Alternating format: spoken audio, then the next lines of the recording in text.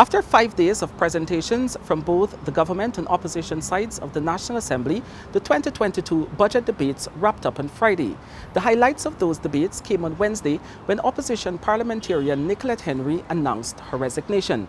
By Friday, government MPs spoke through a theme of disappointment as they reflected on the contributions coming from the opposition side of the House. A day earlier, on Thursday, Vice President Dr. Barjactio criticized the APNU-AFC coalition for pushing its consumption-based financial philosophy. He said they had not presented any contesting ideas or vision. The government maintained that the budget was laying the foundation for a transformation of Guyana, but the opposition said it had not catered for the ordinary man. Let's take a look at the highlights on Friday. I saw the hate, I saw the venom, I saw the vituperation, I saw the anger. Why?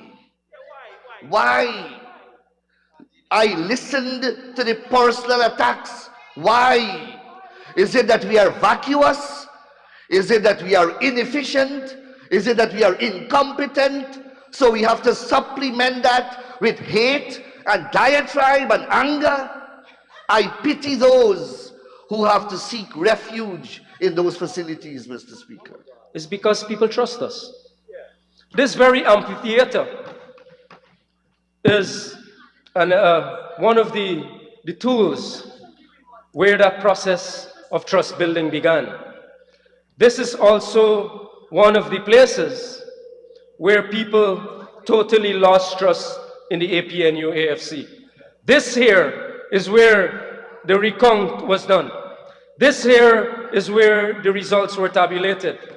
And the PPPC won the elections handsomely. Unfortunately, the word corruption, and I know you have had a difficult time, the word corruption and rigging must be the most overused word that we've heard from this other side of the House. Overused to the extent, you need to listen to this part, overused to the extent that the poor Vice President yesterday afternoon had to host a press conference. And what was he saying? Let me quote you.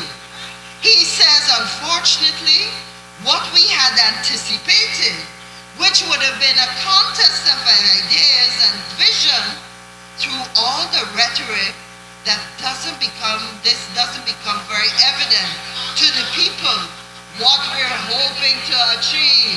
Mr. Speaker, these are the challenges that the Guyanese people face.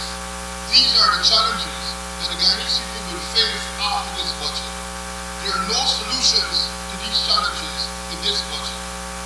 Mr. Speaker, like the previous budgets presented by the senior minister in this 12th Parliament, this budget goes further in ensuring, guaranteeing and cementing the building of one Guyana of the haves and one Guyana of the have-nots. Or are we to be held back in a vicious whirlpool of nauseating small-mindedness, intolerance, division and hopelessness?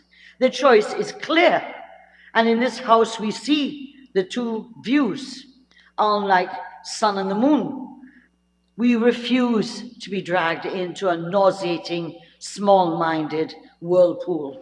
The only party that is pro-people, the only party that is consistent in practicing democratic rule, the only party that is consistent in practicing good governance, and more importantly, the only party that has consistently transformed the lives of the people of this great nation of ours. Starting on Monday, the House will resolve itself into committee to consider the budget estimates line by line and agency by agency. There, more details will be revealed on the government proposed spending in its $552.9 billion fiscal plan for 2022. Reporting from the Orta Chung Conference Center for the Newsroom, I'm Kurt Campbell.